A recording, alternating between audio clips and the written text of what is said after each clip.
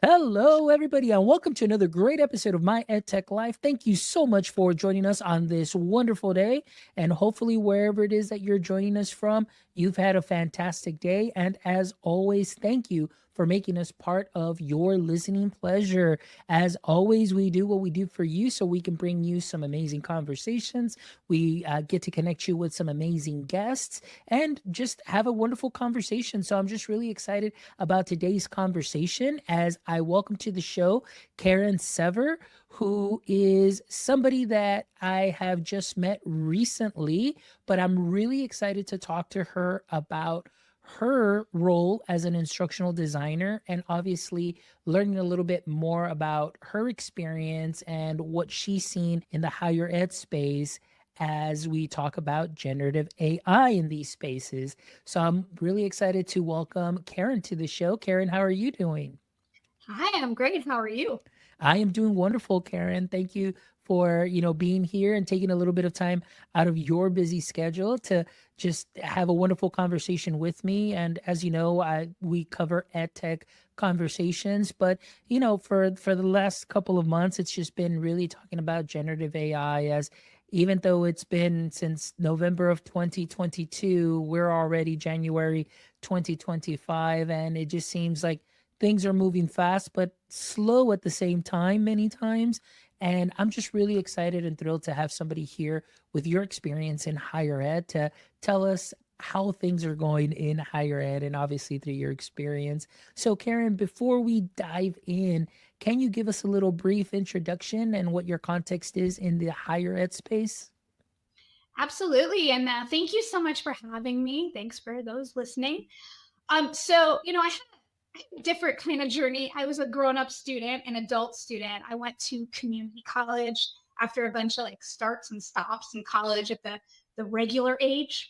And did a lot of traveling. And then when I finally figured out what I wanted to get out of my education, when I started to sort of take agency over it, I was in my mid-20s, started community college, transferred straight to a university.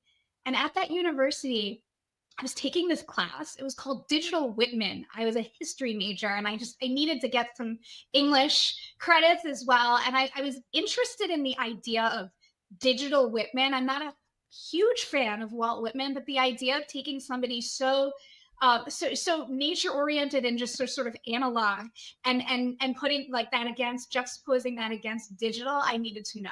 I needed to know. So I took the class and it was designed with an English department and an instructional designer. And as soon as I took that first class, after they both presented it, they explained how the course was going to go.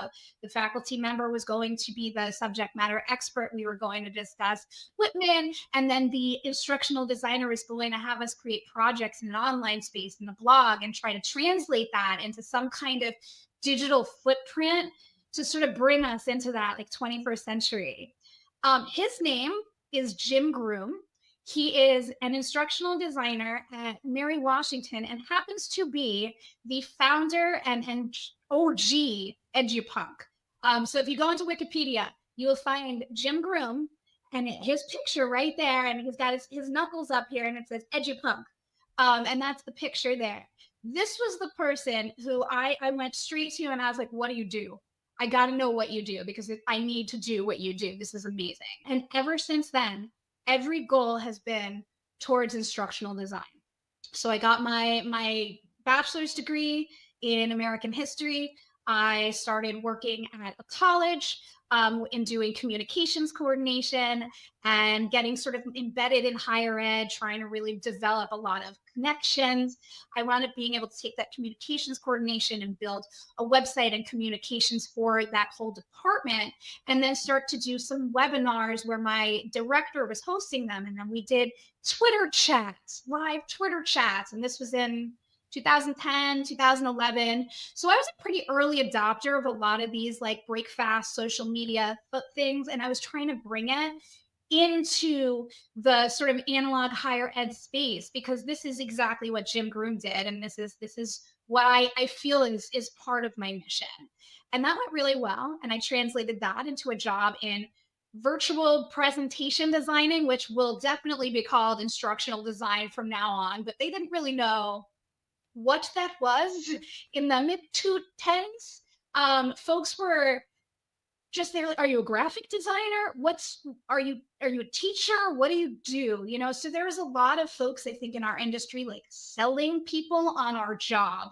What do you do? Explaining it. So a lot of different names. And so that was how I actually got in. I found this virtual presentation coach position at a contractor for the VA. And they had me traveling all over working with presenters and subject matter experts to translate modules, content, hour-long webinars, building upon multi-webinars that built upon each other for live presentations and on demand.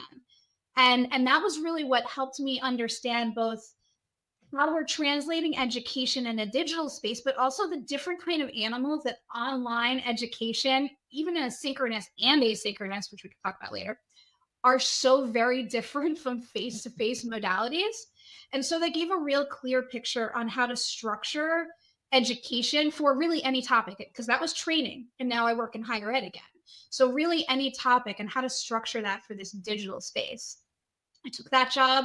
I parlayed it into a position at the Library of Congress, where I was the first instructional designer there for the Congressional Research Service, which was incredibly cool, with the downside of having to sell people on my job.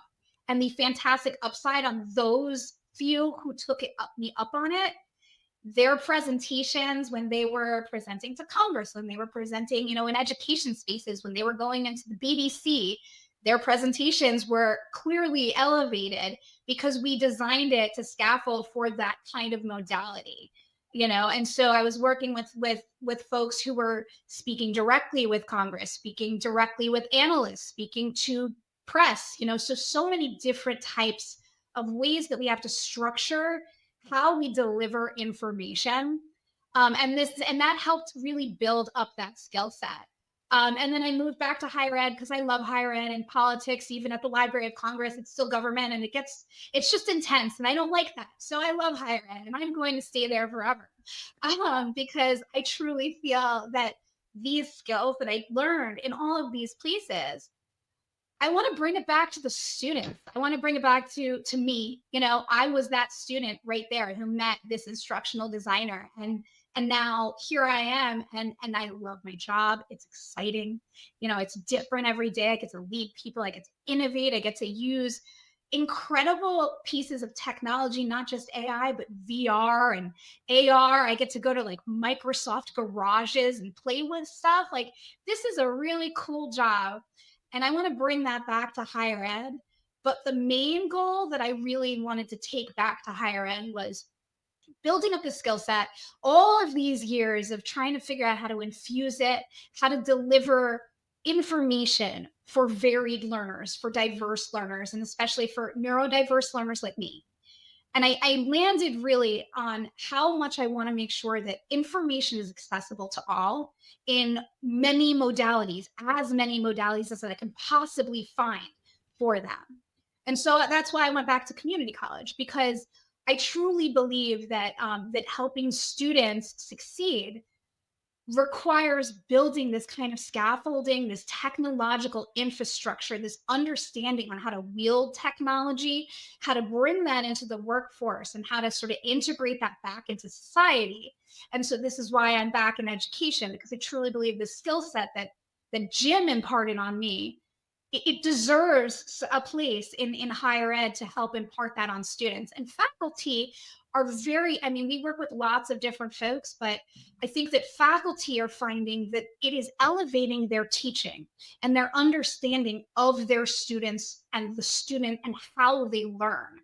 And so that's really where I am now. And I lead a group of people now. I lead a department, and we've increased enrollment, but what we really have done was increase innovation and applied the transparent design for learning technique, the tilt technique, into all of our courses, so that every student that takes an asynchronous course in our college understands the purpose, the directions, the grades, the criteria, and has all of that. So at the very least, that structure, that scaffolding, this is a legacy I'm hoping to leave. Well, that is wonderful. I mean, this is an amazing journey, and I'm just so thankful that you're here today because just in everything that you just shared right now and all the experiences that you've had, and all it took, like you mentioned, is sometimes even as a student or, as a student and now even as a teacher, sometimes you have that one student that just needed that one teacher to just show them one thing and just really take off with it like Jim did for you. And so that gets me really excited and really pumped up because it just seems like we're on the same wavelength here because I truly love everything you said, especially, the scaffolding portion of it. I remember going to college or university in my very first couple of years, and it was the same as it was in high school. It's like, teacher led lecture, write notes on the board, write notes, and that's it. Like there really wasn't a lot of other technology involved at that time, other than, hey, when you need to go type up your paper, you go to the computer lab and you just type up your paper there. And I mean, to age myself, when I was going and doing research there at the university, many times I was still using the little microfiche machines, and that many people may not even know what that microfiche machine is. But if you don't look it up, because then that'll kind of tell you a little bit about where I was at. But now you're absolutely right. A lot has changed. And even with myself going through a master's program that was completely, asynchronous, and then doing some doctoral studies also where it was just a mix of, asynchronous and then synchronous meetings and so on. But the platforms that are involved, the way that the information is given, the way that, like you said, finding those resources, it really matters and can make a difference in somebody's experience. And that's what it's all about. But I just love everything that you said. And I'm just gonna say and throw it out there. I was like, I think like even K-12 needs instructional designers, to be able to understand this and really bring this to the students and understanding the scaffolding, understanding the universal design for learning, and making Yeah. sure that you have tools for learning for everybody so everybody has access to just different modalities of learning the same concept and the scaffolding part of it. So I'm just juiced up and really excited about this conversation now, and I'm waiting to hear too about your experience now that we're going to kind of push back a little bit here in time. And I always love to also ask my guests, November 22 of 2022, we all know what happened and what was released at that given time. And now we've got so much, so many platforms, new platforms. Of course, one of the big hot topic right now is DeepSeek right now, and how it's performing or outperforming, Chat GPT and things of that sort. And of course, showing us a little bit about how, yes, we may be, or OpenAI may have, the resources, but the technicality of it and the background. I mean, we're like revving up OpenAI and DeepSeek's just running like a Honda Accord. And so it's like there's so many things out there right now and a lot of Mhm. innovations taking place. But I want to ask you what your initial thoughts were November 2022 when we first got a glimpse publicly of OpenAI and access to OpenAI. What was the first thing that came to your mind? The first thing that came to my mind was I'm going to the website and I'm going to put my name on the waiting list because I want to play with it. I am an early adopter, but I'm not an early integrator of technology, if that makes sense. Yes. So yes, so immediately when I found out that the generative AI had finally broken, because there have been sort of like rumbles for years that this was coming, and then all of our focus had been on VR, and AR, and then all of a sudden it's like look what's over here again, and as soon as I got access to it, I started using it as a thought partner, and I use it, and I have been using it since as not just a thought partner, but let's call I call it Sky, and it's my graduate assistant basically. And so I use personally and have since day one almost Sky as my personal assistant. But then the other thing I did because I am ever paranoid, but like vast reader of lots of science fiction. I also have sort of a running chatbot question that I constantly ask on a loop. What is your name? So I have and on ChatGPT. So I have a little experiment, and I started running experiments to see how long or what ChatGPT would say. Is it self-aware? What does it pass the Turing test? All of those extra things. And so usually it said its name was Star or Sky. And that was like my initial thoughts was like, how am I going to push this to see what I can do with it as me? And once I feel comfortable wielding it, and also not just wielding it, but I needed to know the lexicon. I needed to understand how do you really generate a prompt, not what someone's telling me the right things are, but how do I generate a prompt, which is very different from maybe how you generate a prompt or how a faculty member generates a prompt.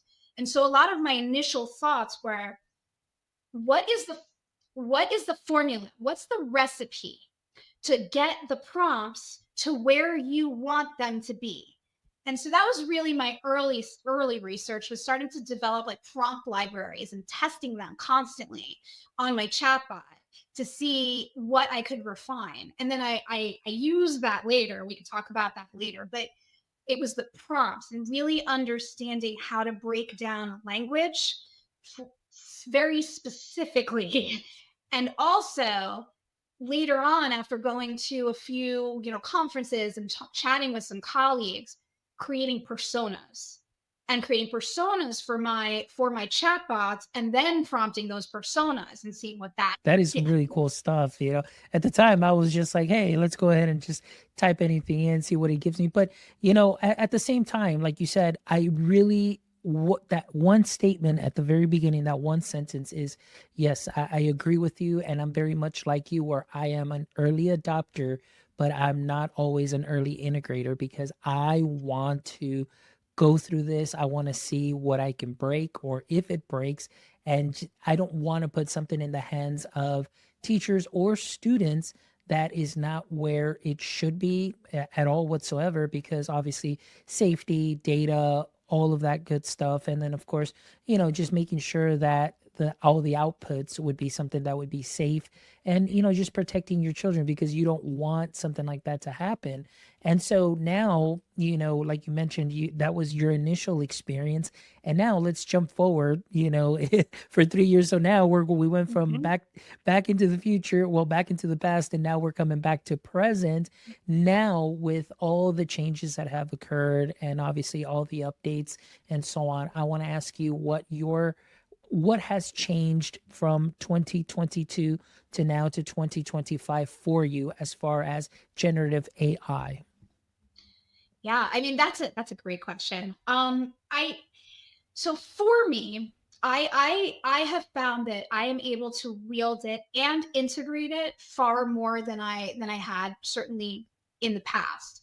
Um, I notice many of the tools that I review that I want to integrate, or that our system is out no that colleges are integrating, um, are infused with AI in some kind of way. And so, kind of understanding the other large language processing models as well, I think is a really important piece to this, especially when it comes to instructional design, especially when it comes to implementing into ed tech and LMSs, learning management systems. And so I think what I'm learning is a couple of things. How do I use generative AI? How do I wield it for good in courses? And we can talk about that in a second. But also, how are these products using it? How are they creating knowledge bases? Is this real AI? Where are the nodes? Where are we pulling from? What base are we building? What information is this providing to the students? So the things that I can't control, I keep a very, very close eye on. And even the products that colleges that I've worked at don't use. I keep a close eye on all of the products, because I think that folks are really infusing AI. And since I'm saying this now, I just want to be able to say this out loud sometime, which would be, what I say to a lot of educators when I go to a lot of these conferences is, as folks are building these tools, integrating and leveraging AI in some way and large language models and things like that, that educators, especially higher ed and K through 12, need to raise their hand and be subject matter experts and testers, and they need to get in front of these folks who are building these tools. So I'm just saying that to your community now too, on my soapbox. Please get in front of the folks building these tools, because what what developers don't know, they don't know. And if we're not here to help guide folks as the subject matter experts, then that information will never get to these folks' hands while they're coding and creating. And so we really need to be in front of folks. So that's one thing that I have really learned over the last 3 years is to take a real critical look at how AI is being used in products.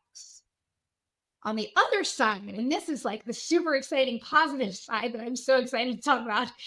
Both are positive, but this has like incredible results and is super fun for me.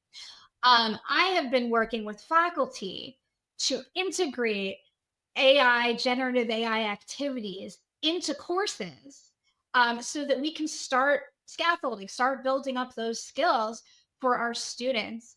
And a lot of it is coming from the needs of employers. Honestly, we're hearing things all like educators, especially instructional designers, are hearing things like, I have a lot of recent grads who aren't able to take feedback, or having trouble, processing information in the way that we're providing it to them. Some folks are We've heard feedback that entry level workers were actually like ghosting their employers because they received some critical feedback and they didn't know how to sort of accept, integrate, reflect, and then reflect it back, right? And it's that resilience piece. How do you build resilience? It's such a like a squishy, it's a squishy skill, right? It's like a soft skill. And I hate the word soft skills because those are just human skills. But if you don't have any kind of infrastructure to build that kind of human skill, you're not going to bring that to the workforce either. How can you expect a student to just know how to take feedback, if you're not providing?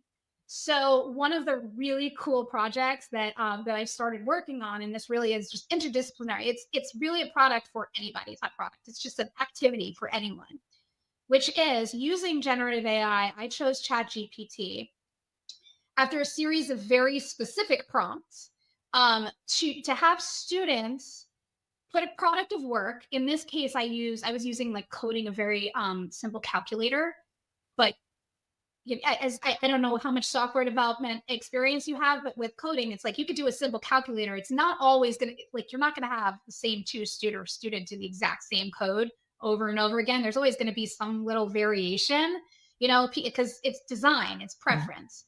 And so we have the students create the code for their simple calculator. And based on a lot of prompt engineering that took a long time to get there, we have the students use specific prompts that say, please evaluate this code for elegance, usability. What do you predict? How do you predict people would use it? Are there errors? But it will not debug the code. It will not fix the code for you. It's not going to give you a brand new code and that's what you're going to use. So it takes a lot of prompt engineering to create the prompt that allows students to get the feedback. The students then use that prompt provided by the faculty. They put their code in, they put the prompt in, they get the feedback, they read it, they reflect, they update, and then they post on a discussion board to their peers the initial code, the feedback from their generative AI, of Mhm. choice, their reflection, the new updated code based on the feedback, and then their reflection, their experience of how they got there. They get the feedback from their peers. They take that whole package, they update the code if they need to, they reflect, and they hand that in a one-to-one instructor assignment. And then they get feedback again, and then they close the full assignment by a one-to-one instructor reflective journal that some faculty might want to make like extra credit. So now we have a full feedback loop we're sort of like, I guess I use the word titrating up, you know, where we're kind of building up this skill, we're building the muscle. So what we're really doing is like I'm trying to almost like PT, trying to build the muscles in a safe environment without that feels completely without judgment because it's a machine. So that's sort of like the first experience, and you get your feedback. And then it's peers. And peer feedback is important for a lot of reasons, but feels somewhat safer sometimes than instructor feedback. But also, we're not just building up this muscle, we're demonstrating what would actually take place in the workplace. Because in the real world, you would create your assignment, or you'd be given your Right. project, you would take your draft. Now, in this world, if your employer allows you to, you would put that through ChatGPT with whatever series of prompts, or your generative AI, or whatever kind of feedback review you can do that is acceptable, usually for some digital format. Grammarly, that's a good one too. And then you'll take that, you'll redo your draft, and then you'll provide that to your middle manager or your direct supervisor, or a group of a project peers who you're all working together on. And then you all will submit that to the boss or whomever the deliverable is for. And so, what we're trying to do, as instructional designers, and certainly what I'm trying to do here, is not just build the muscle, not just build the scaffolding, but everything has this like extra purpose. You get your feedback, you build up the muscle, you know how to take feedback, you stay in the workforce. But not only that, what happened was the feedback that the peers were giving was elevated with every time we implemented this project again. And it's because they start to build up a lexicon too of how to give feedback. So now you're building leaders. And these are the types of activities that I really think generative AI is a game changer for this kind of stuff. This works everywhere. I had a friend who he's a screenwriter. I gave him this activity because he felt really uncomfortable getting notes from a new producer.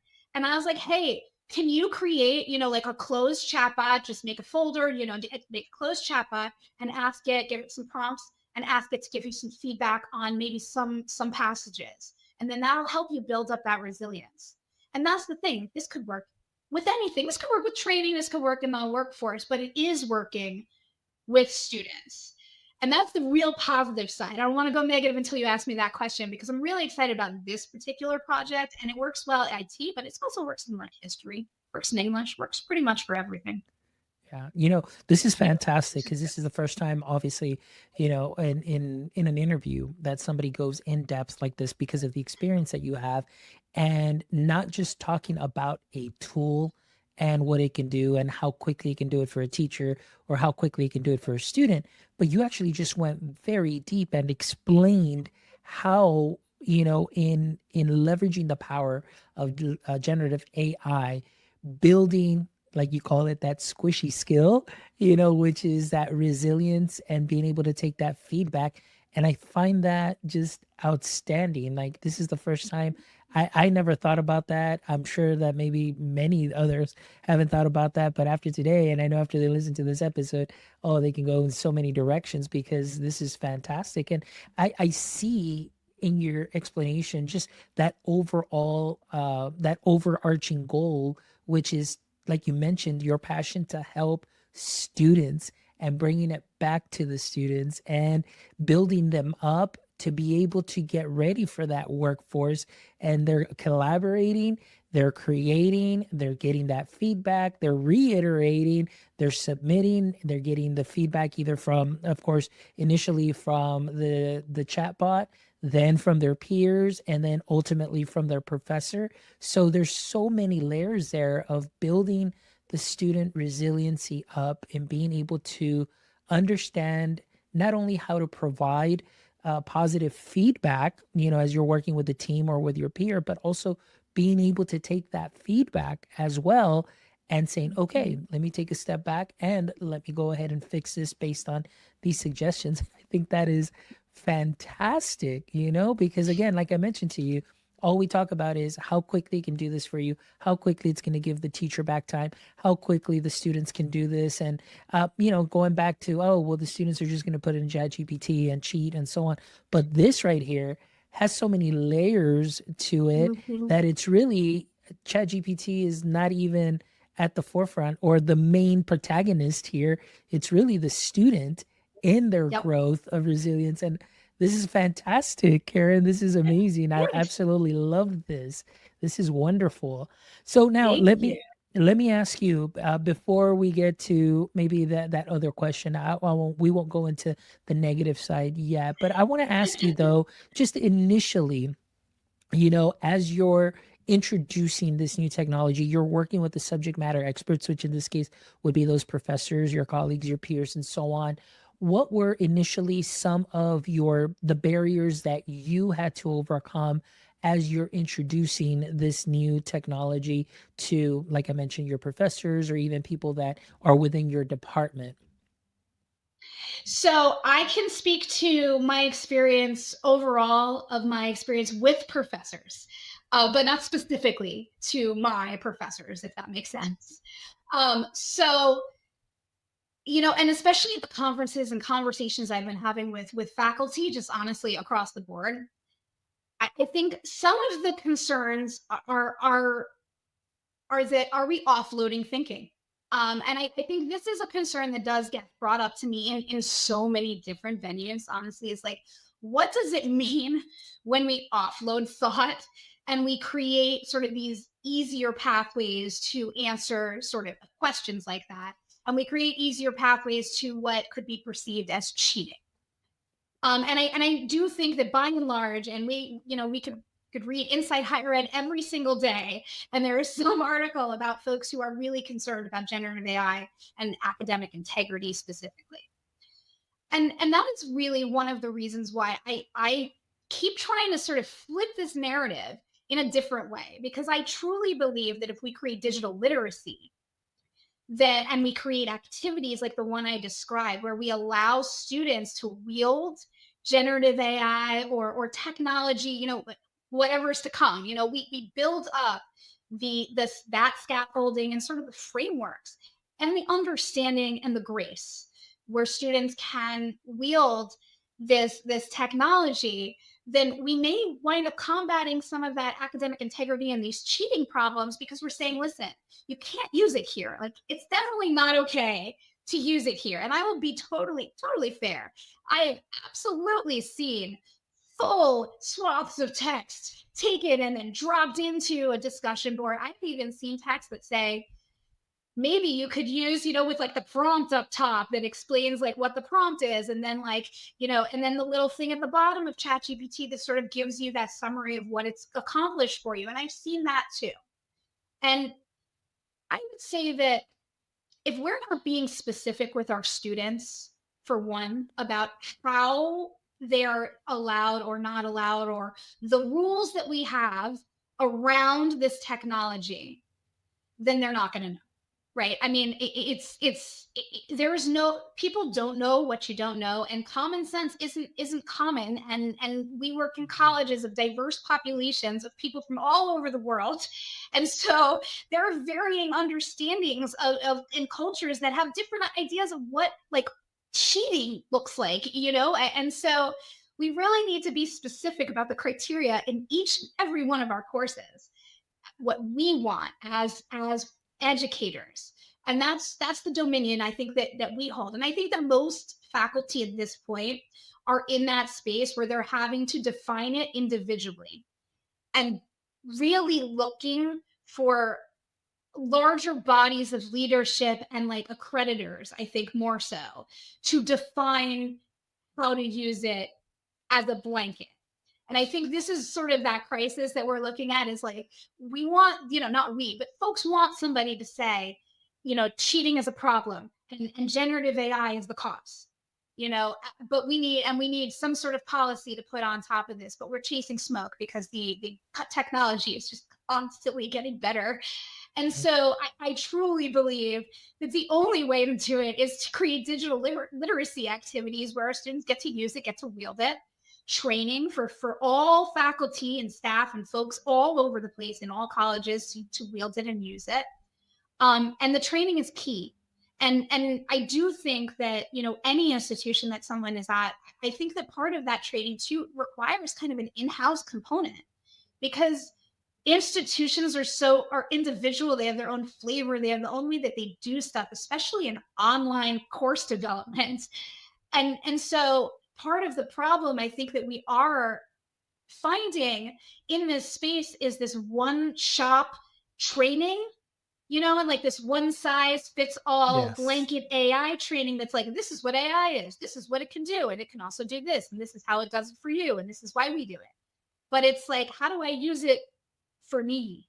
And those are the kinds of, I think, trainings where people like me, people like you, come in and have these more tailored trainings where it seems so much less scary to adopt, because there's this other real thing happening in the world that I think that higher ed doesn't really want to name, and I don't mind naming it because it's real.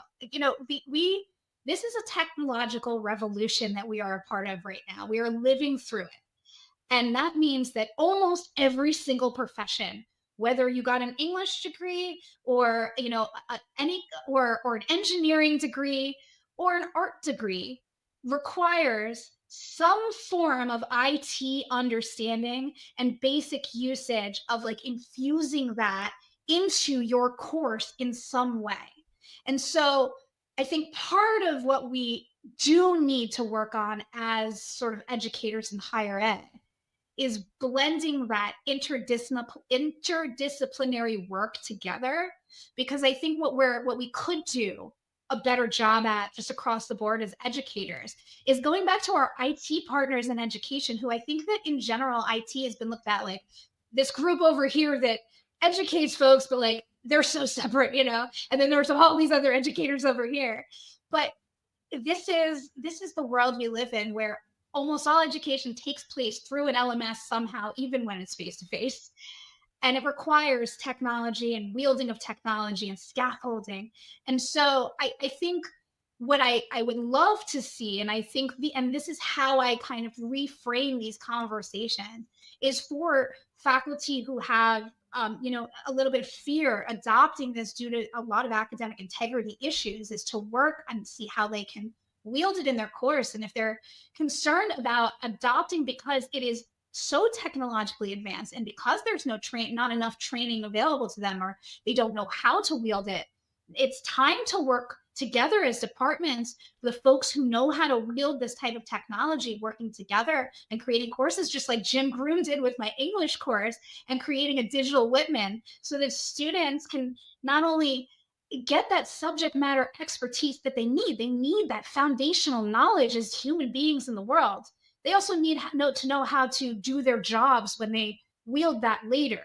They use both to help design and make good decisions, and then implement it, the actual action of doing the job in the workplace. And all of these things are really important, which is why it's so important that all classes have some kind of digital literacy and some kind of understanding in this new space, regardless of discipline, because this is the world we live in now. And I think, honestly, as educators, it is our responsibility to really remind students to take a closer look, and to understand how to wield it, and also to know the limitations and know what's not okay. And then the final thing I'll say on this one, because this is a big thing that I have been talking about a lot, and this it does play out, I think, in a lot of classrooms, and actually post pandemic, both face to face, synchronous and asynchronous, is this sort of post human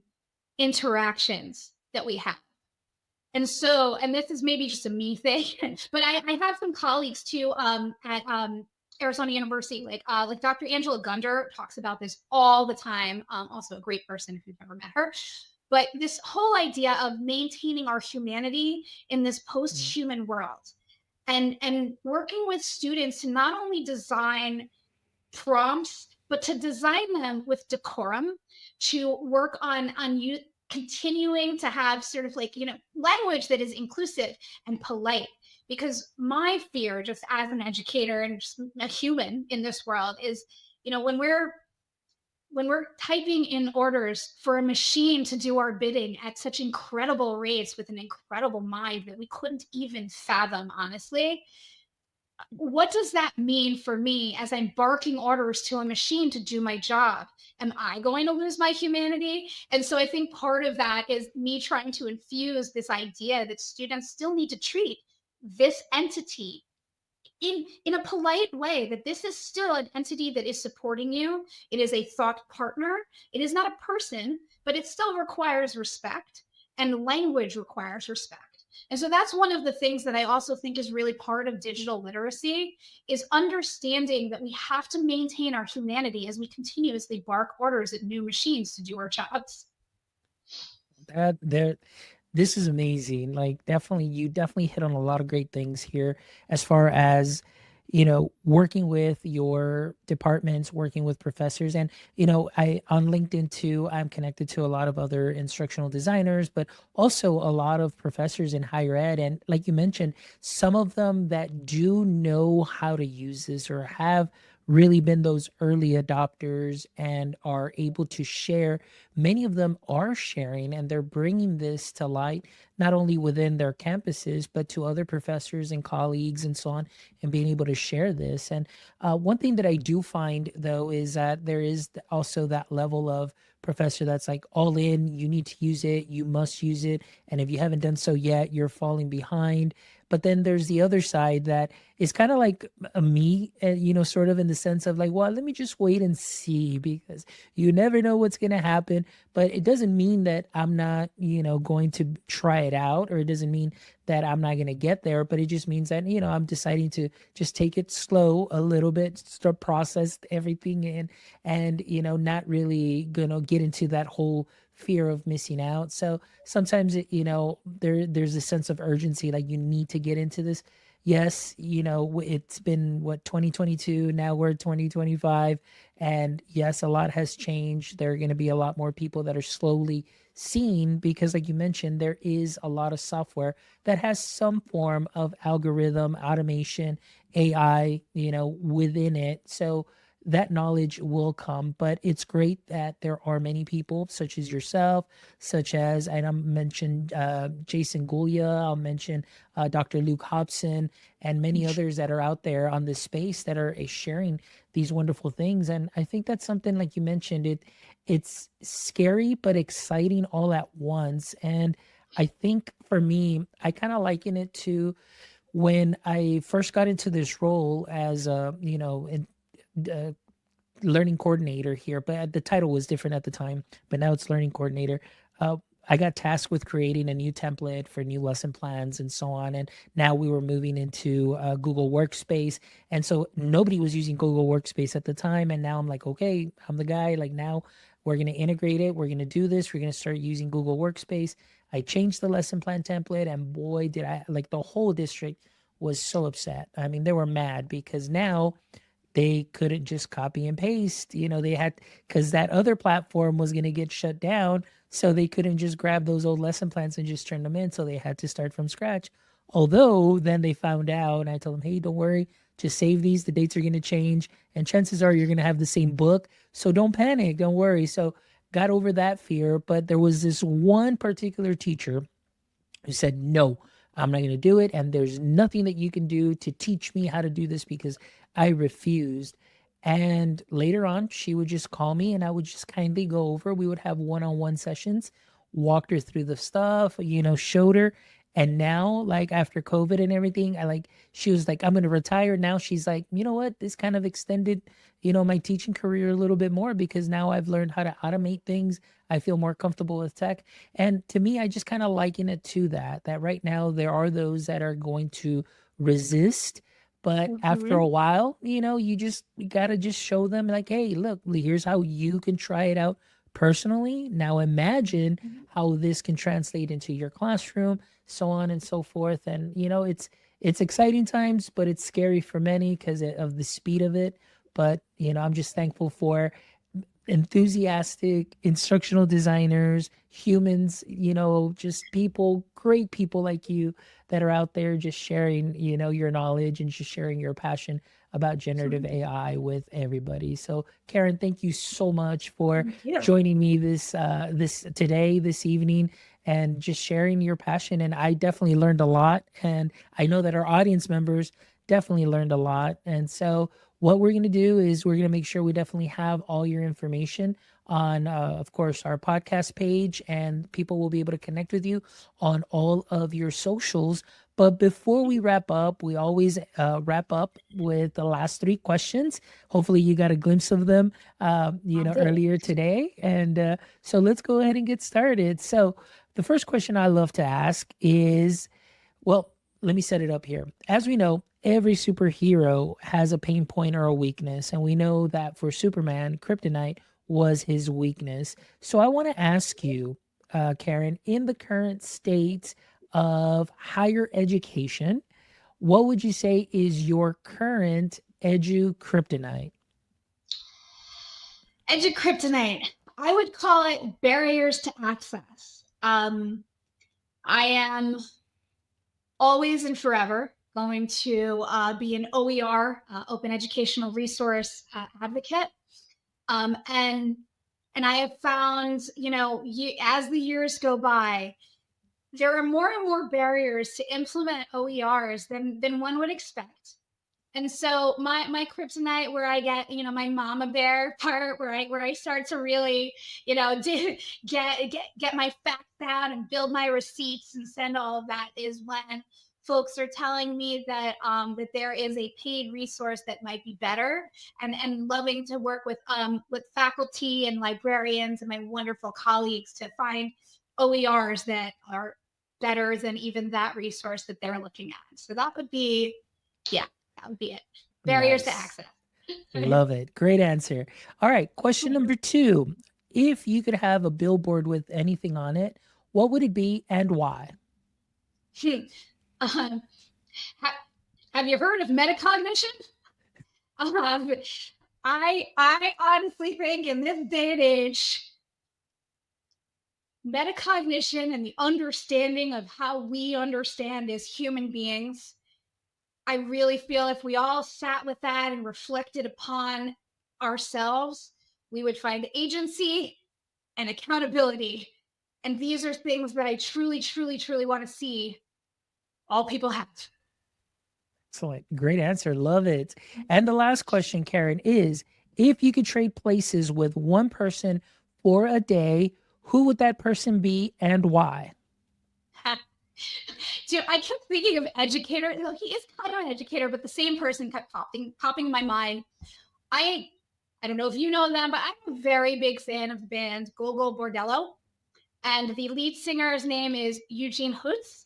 And he is an incredible writer, an incredible singer songwriter, also an educator. He's also from Ukraine. He travels the world educating people on freedom and love and understanding. And he just came out with this incredible movie that everyone should check out about his immigrant experience and just the way that he educates people. I just saw him in DC and and he was it was like an interview style thing, which is really cool because he's always just playing in the band. And he's brilliant. He was talking about the Stoics and then the optimists and how that reflects in his songwriting and the book that he's writing. And he's just a brilliant man. So I would love to be him and experience his world through his eyes for one day. And if he's listening, which he probably isn't, I am a huge fangirl. Oh, that is awesome. Well, we'll see if we can make it happen. We'll definitely maybe cut this clip, send it out to him, and that'd be great, just to see if we can make that connection. That'd be wonderful. But Caryn, That'd be thank you cool. so much. I really appreciate it. And again, thank you so much just for being who you are and what you're doing for the students, and really just, knowing and seeing and hearing, through this conversation that really everything that you're doing it with that in mind. It's all for the student, and I'm all for that, and I love that, and I'm thankful for Jim also, who inspired you to be in this role that you're currently doing, and with all that experience that you have, it's just amazing. And thank you just for enlightening us today. I really appreciate it. And for all our audience members, thank you also for, as always, for all of your support. Thank you for joining us on this wonderful episode. But please don't forget to jump over to our website at myedtech.life, where you can check out this amazing episode and the other 309 episodes that we have, where I guarantee you will find some knowledge nuggets that you can sprinkle on to what you are already doing great. And if you haven't done so yet, guys, we need about 28 more followers on our YouTube channel so we can get to 1,000. And that is our goal, to get to 1,000 subscribers on YouTube. So please head on over, give us a thumbs up, follow us, subscribe, and share the channel with all of your friends so they can check out these amazing episodes. And as always, you can find us on all socials at My EdTech Life. But as always, my friends, from the bottom of my heart, until next time, don't forget, stay techie.